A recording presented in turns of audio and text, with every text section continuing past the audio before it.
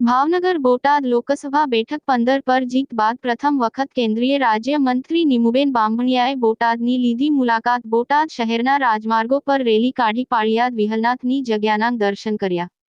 2024ની લોકસભા ચૂંટણીમાં ભાવનગર બોટાદ લોકસભા બેઠક નંબર 15 પર નીમુબેન બામણિયા ભવ્ય વિજય બાદ એનડીએની સરકાર રચાઈ છે, જેમાં નીમુબેન બામણિયાને કેન્દ્રીય રાજ્યમંત્રીની જવાબદારી સોંપવામાં આવી છે। ત્યારે આજરોજ ચૂંટણી બાદ પ્રથમ વખત નીમુબેન દ્વારા બોટાદ મતવિસ્તારની મુલાકાત લેવામાં આવી હતી। બોટાદ જિલ્લા ભાજપ દ્વારા નીમુબેન બામણિયાનું ભવ્ય સ્વાગત સાથે આતિશબાજી કરી ખુશી વ્યક્ત કરવામાં આવી હતી। ત્યારબાદ કાર્યકરો હોદ્દેદારો સાથે ભવ્ય રેલી યોજી નીમુબેન દ્વારા જાહેર જનતાનો આભાર વ્યક્ત કરવામાં આવ્યો હતો। ત્યારબાદ બોટાદ જિલ્લાના સુપ્રસિદ્ધ યાત્રાધામ પાળિયાદ ખાતે વિહળનાથની જગ્યામાં દર્શન કરી આશીર્વાદ પ્રાપ્ત કરવામાં આવ્યા હતા। રિપોર્ટર વિપુલ તાવિયા સાથે નિલેશ સાકરિયા। ગુજરાતના પનોતા પુત્ર અને દેશના સૌથી લોકપ્રિય વડાપ્રધાન આદરણીય શ્રી નરેન્દ્રભાઈ મોદી સાહેબ હેટ્રિક કરી અને ત્રીજી વખત વડાપ્રધાન બન્યા છે, ત્યારે ગુજરાતના લોકોને, સૌ ભાવેડાવાસી લોકોને ખૂબ આનંદ અને ઉલ્લાસ છે। નરેન્દ્રભાઈ મોદી સાહેબના નેતૃત્વમાં ઐતિહાસિક કામો થયા છે, ઐતિહાસિક નિર્ણયો લેવાના છે।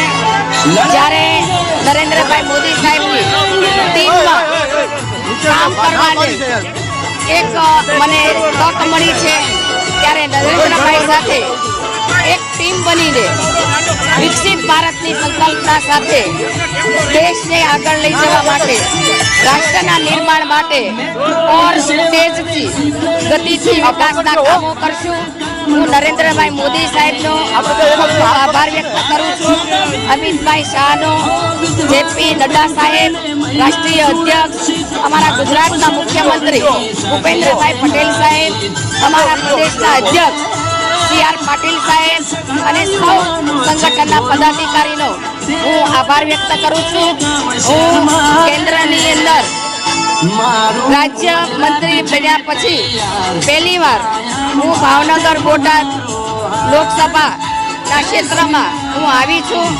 આજે બોટાદ વિધાનસભા અને ગઢડા વિધાનસભાનો મારા કાર્યકર્તાઓ સાથે હું જુદી જુદી જગ્યાએ પ્રવાસ કરવાની છું। બોટાદ જિલ્લાના સૌ કાર્યકરો અને કાર્યાલયથી અમે બાઇક રેલી સાથે પ્રવાસ કરી અને પાળિયાદ જગ્યાએ, જ્યાં વિસામણ બાપાની જગ્યાએ અમે દર્શન કરશું। ગઢડામાં ગોપીનાથજી બાપુના દર્શન કર્યા।